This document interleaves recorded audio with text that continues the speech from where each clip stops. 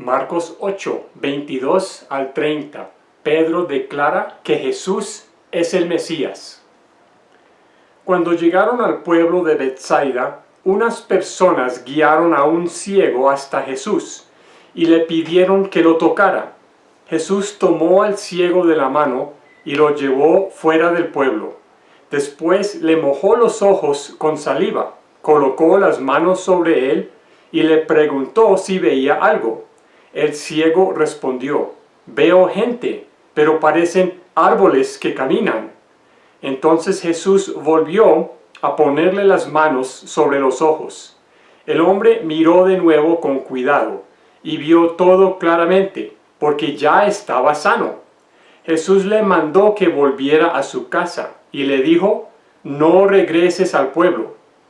Después de esto, Jesús y sus discípulos fueron a los caseríos cercanos al pueblo de Cesarea de Filipo.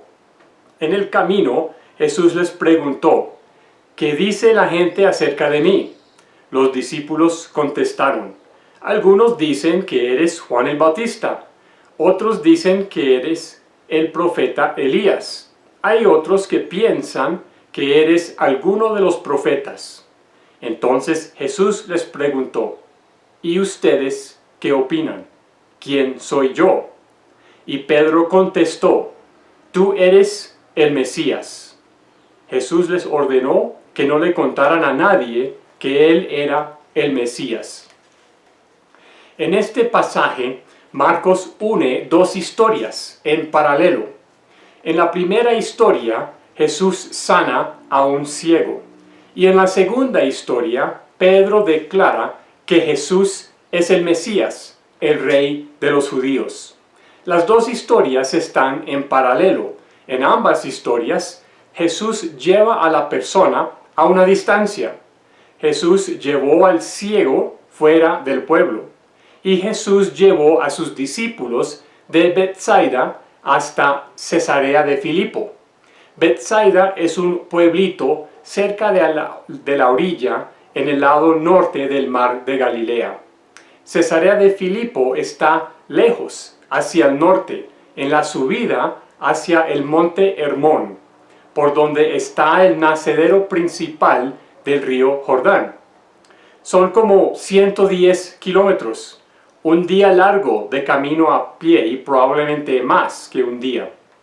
Jesús fue muy intencional en llevarlos tan lejos, solo para tener una conversación especial con ellos. Se trata del momento central del Evangelio de Marcos, la bisagra en que todo el libro gira. Desde el principio, todo va llegando hasta este punto. Y a partir de este momento, a partir de la declaración de Pedro, todo cambia. La historia de Jesús y de los discípulos acá toma un giro radical. De acá van a bajar del monte, andar por el valle del río Jordán, después para subir el monte de nuevo en la subida a Jerusalén, donde llegará la confrontación culminante, la crucifixión de Jesús.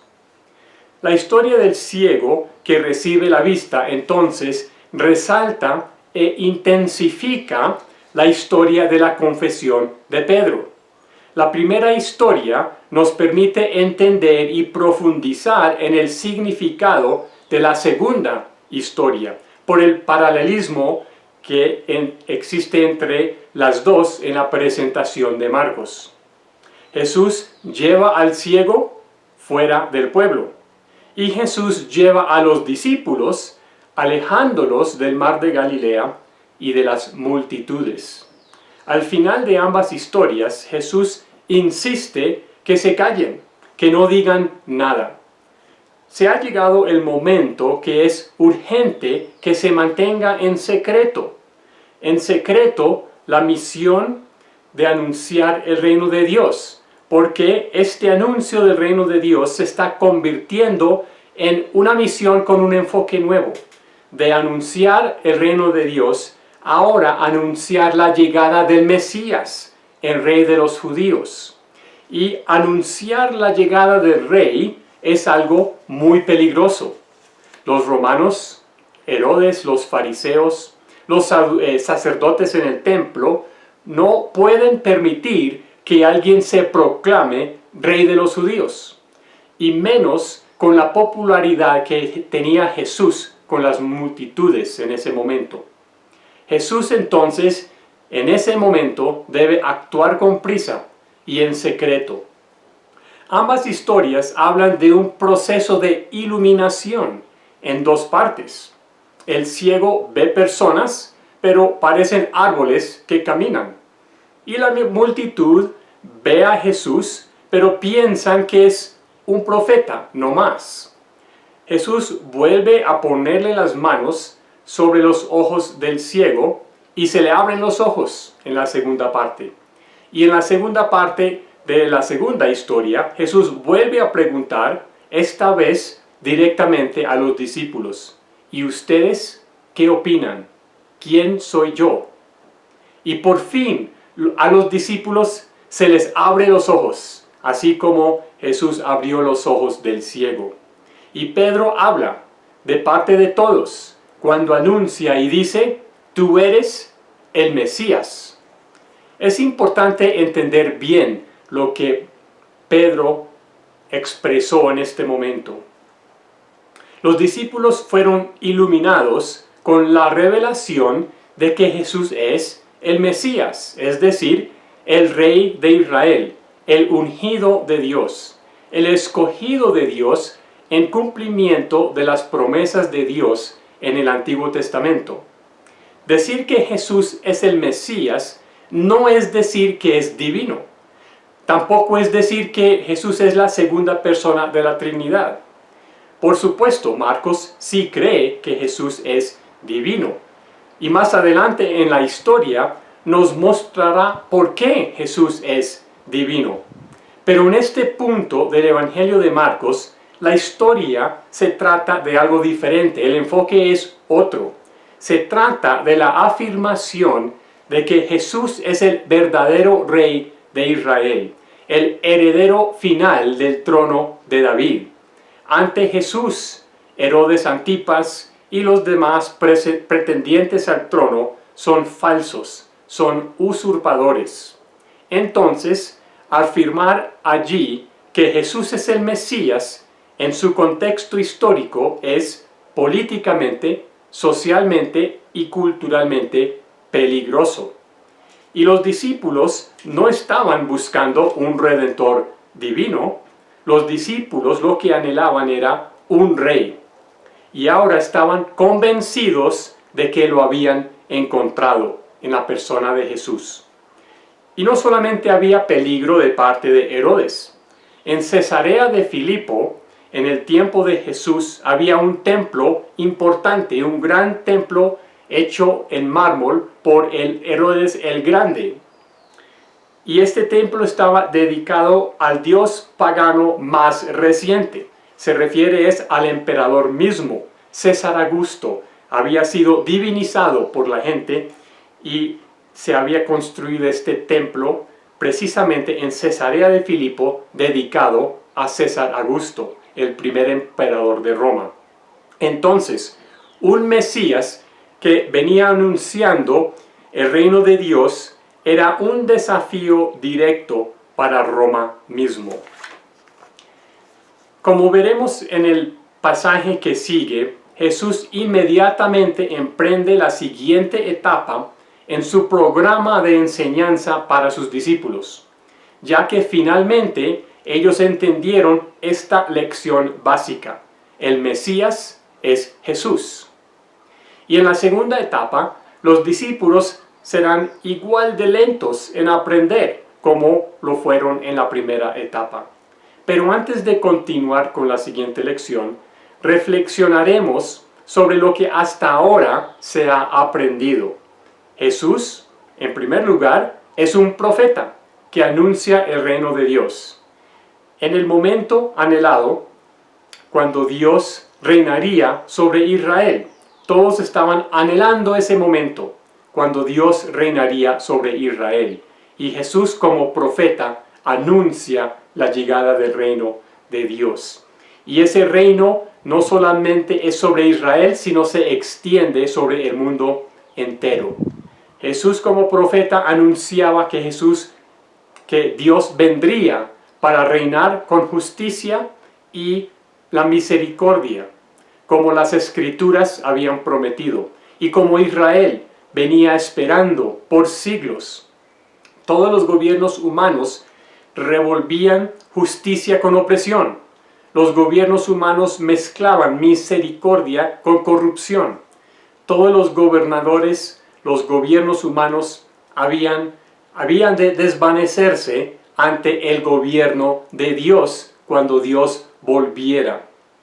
Todo lo que Jesús venía haciendo eran señales de que el Dios verdadero estaba empezando a ejercer esa autoridad. Las sanaciones, las batallas con la maldad, las alimentaciones, calmar las tormentas, todo eso y el resto demuestra que Dios estaba volviendo a su pueblo. Y finalmente los discípulos han tomado el paso siguiente a eso. Jesús no solamente estaba anunciando el reino de Dios, sino que Jesús mismo es el rey del reino. Algunos judíos ni deseaban ni esperaban a un Mesías en el tiempo de Jesús.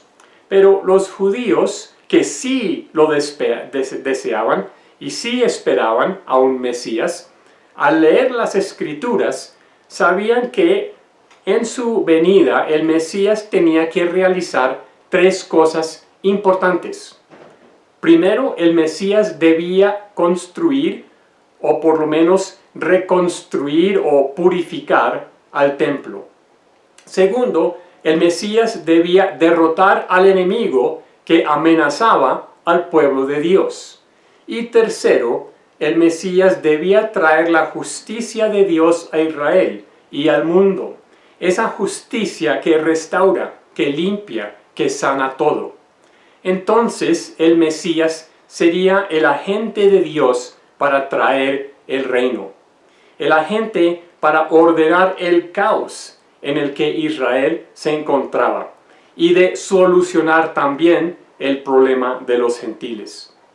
Jesús entonces ya estaba enfrentando estas tareas suyas, tal como las expectativas que provienen del Antiguo Testamento. Pero Jesús estaba abordando estas tareas de una manera inesperada y sorprendente. Jesús no estaba reuniendo un ejército. Jesús no estaba anunciando un programa para sacar a los sumos sacerdotes y sus aliados y de alguna manera así limpiar el templo, sino que Jesús andaba y rondaba haciendo cosas que hablaban poderosamente, pero encubiertamente, de otra manera diferente de cumplir con sus tareas. El poder sanador de Dios estaba pasando por la tierra de Israel mediante Jesús, trayendo una nueva situación, una nueva realidad. Una realidad que despertó fuerte lealtad en algunos de las personas, los seguidores de Jesús, pero también despertó una fuerte oposición. Jesús decía cosas tan misteriosas que aún sus amigos, los discípulos más cercanos, no las entendían. Pero por fin sus discípulos han entendido el primer punto. Jesús, el Mesías, está cambiando radicalmente el oficio de Mesías. El Rey de Dios, el escogido y ungido de Dios, sería de una manera nueva. Y veremos ya más adelante cómo será esa nueva manera en que el Rey hará las cosas. Una manera inesperada y sorprendente. Pero por el momento debemos hacernos nosotros mismos la pregunta: ¿qué opino yo? ¿Quién es Jesús? ¿Quién creo yo que es Jesús? ¿Es simplemente un gran maestro humano o un profeta? ¿Deseo yo un superhombre, un Superman para que en un instante solucione todos los problemas del mundo? ¿Como por magia o como por fuerza bruta, forzar y aplastar todo y ponerlo en orden? Nuestra sociedad propone soluciones facilistas, soluciones que se expresan en frases sencillas, soluciones de la derecha, soluciones de la izquierda. Pero estamos dispuestos a escuchar las soluciones que Jesús trae. Soluciones basadas en su concepto acerca de cómo cumplir la tarea del Mesías.